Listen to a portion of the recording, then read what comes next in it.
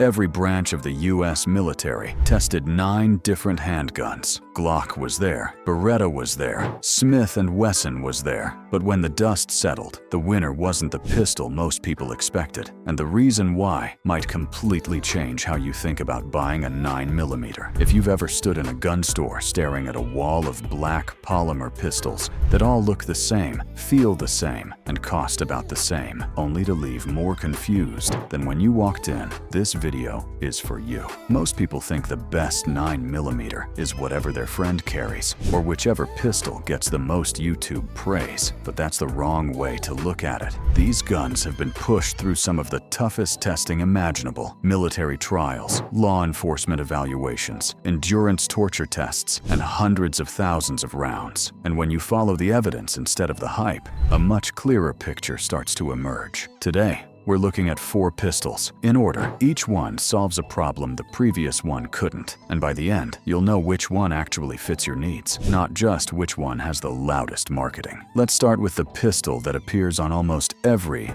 best 9mm list, whether people like it or not. The Glock 19. Here's what it actually is: a compact, striker-fired polymer pistol with a 15-round magazine, roughly the size of a paperback book. Nothing flashy, no elaborate modular grip system, no revolutionary optics setup, just a simple design that's been refined for decades. Here's how people actually use it. It's the handgun that does almost everything well enough: concealed carry, home defense, range sessions, even professional duty use. There are documented Glock 19s with well over 100,000 rounds through them that are still running. And that's more important than it might sound. Reliability isn't just another feature in a defensive handgun, it's the foundation everything else depends on. A pistol that's slightly more accurate but occasionally malfunctions is far less valuable than one that works every single time you need it. The Glock 19 also has one of the largest aftermarket ecosystems of any handgun ever made.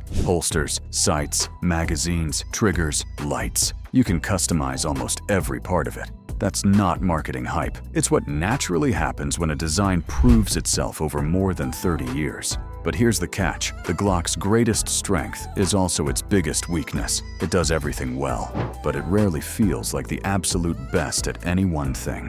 Some shooters want a thumb safety. Others replace the factory plastic sights almost immediately. Competitive shooters often upgrade the trigger as one of their very first modifications. And if the Glock 19 is the only pistol you've seriously looked at, you're missing how much this category has evolved over the last several years. So let's step back for a moment. Before Glock became the benchmark, there was another pistol that defined what a military sidearm looked like for nearly half a century, and it's still being produced today. The Beretta 92X steel frame. Hammer-fired, double action on the first shot, single action after that. It's a completely different shooting experience from a Glock. You chamber a round, the hammer stays down, your first trigger pull is longer and heavier, and every shot after that becomes lighter and shorter. This wasn't just another popular handgun, it served as the US military's standard sidearm for decades, and it's still trusted by military and police organizations around the world. In independent 500-round reliability testing using mixed ammunition,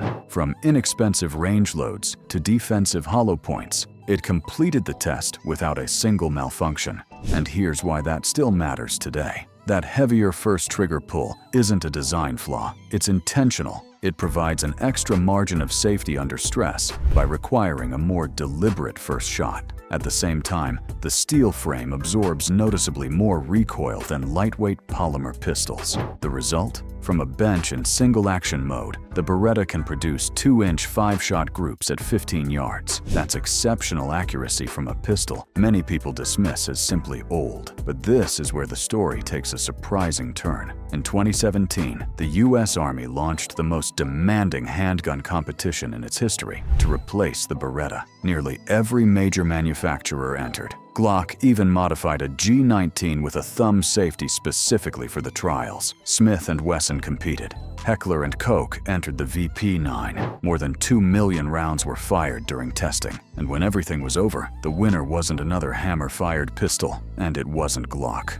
It was the Sig Sauer P320. What makes it different isn't immediately obvious. The serialized firearm, the actual legally regulated part, isn't the grip frame at all. It's a removable metal chassis hidden inside it. That chassis can be dropped into different-sized grip modules, transforming the same internal mechanism from a full-size duty pistol into a compact carry gun in about 60 seconds, without a gunsmith. And that's exactly how the Army uses it. The full-size version became the M17. The compact version became the M18. Same trigger, same operating system, different sizes for different missions. That's ultimately what gave it the edge.